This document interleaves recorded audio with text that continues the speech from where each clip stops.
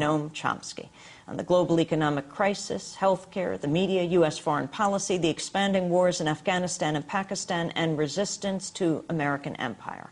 Noam Chomsky is a world-renowned linguist, philosopher, social critic, and Institute Professor Emeritus at the Massachusetts Institute of Technology.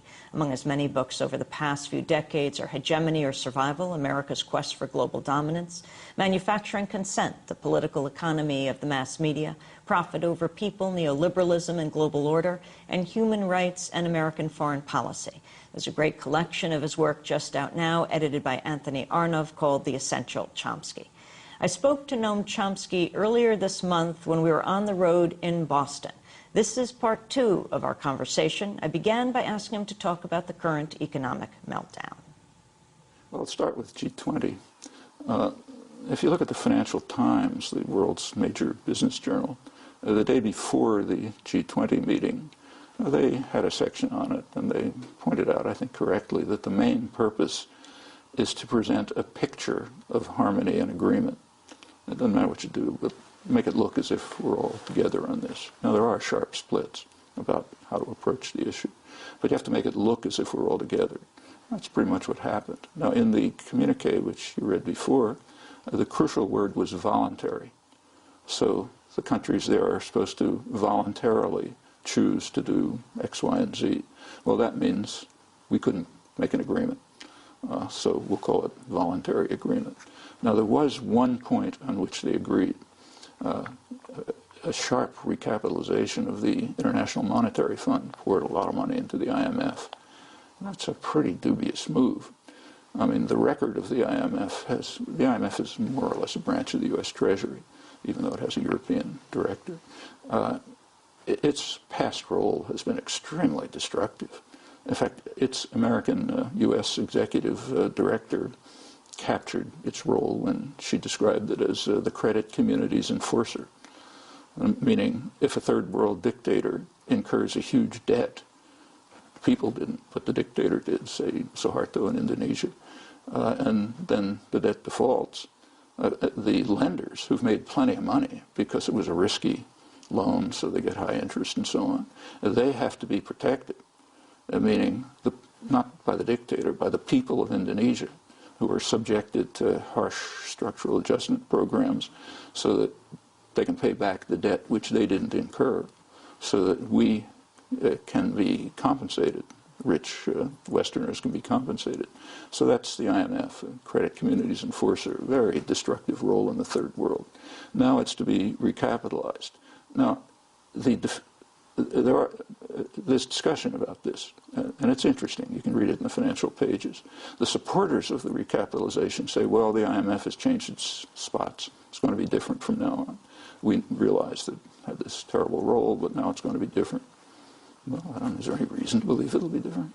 In fact, if you look today, it's quite striking to see the advice that the Western powers are following, the programs that they're following, and compare them to the instructions given to the third world. So say, take Indonesia again.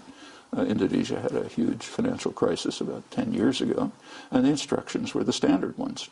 Here's what you have to do. First, pay off your debts to us. Second, privatize, so that we can then pick up your assets on the cheap. Third, raise interest rates to slow down the economy. And fourth, the population suffer, to pay us back. Those are the regular instructions the IMF is still giving them. Now, what do we do? Exactly the opposite. We forget about the debt, let it explode. We reduce interest rates to zero to stimulate the economy. We pour money into the economy to get even bigger debts. We don't privatize, we nationalize, except we don't call it nationalization. We give it some other name, like bailout or something. It's essentially nationalization without control. So we pour money into the institutions. We lecture to the third world that they must accept free trade, but we accept protectionism. Take the too big to fail principle, which the House committee is discussing today. But what does too big to fail mean? Too big to fail is an insurance policy. It's a government insurance policy. Government means the public pays, which says you can take huge risks and make plenty of profit, and if anything goes wrong, we'll bail you out. That's too big to fail. Well, that's extreme protectionism. It gives U.S. corporations like Citigroup an enormous advantage over others, like any other kind of protection. But we don't allow the third world to do that. I mean, they got to privatize so that we can pick up their assets. Now, these are happening side by side. Now, here's the instructions for you, the poor people. Here's the policies for us, the rich people. Exactly the opposite. Is there any reason to think the IMF is going to change it? Do you think President Obama is any different than President Bush when it comes to the economy? And if you were in the Congress, would you have voted for the bailouts and the stimulus packages? He's different. I mean, first of all, there's a rhetorical difference. But we have to distinguish the first and the second Bush terms. They were different. I mean, the first Bush term was so arrogant and abrasive and militaristic and dismissive of everyone that they antagonized even allies, close allies, and U.S. prestige in the world plummeted to zero. Now, the second Bush administration was moved more toward the center in that respect, not entirely, but more. So some of the worst offenders, like Rumsfeld, Wolfowitz, and others, were thrown out. I mean, they couldn't throw out Dick Cheney because he was the administration, so they couldn't get rid of him. He stayed, but the others, a lot of them left, and they moved towards a somewhat more normal position. And Obama's carrying that forward. He's a centrist Democrat. He never really pretended to be anything else. And he's moving towards a kind of a centrist position. He's very popular in Europe, not so much because of him, but because he's not Bush. So there is the kind of rhetoric that the European leaders, and in fact the European population, tend to accept. In fact, even in the Middle East, where you'd think people would know better, they accept the illusions. And they are illusions, because there's nothing to back them up. So yes, he's different from Bush. Same on the economy.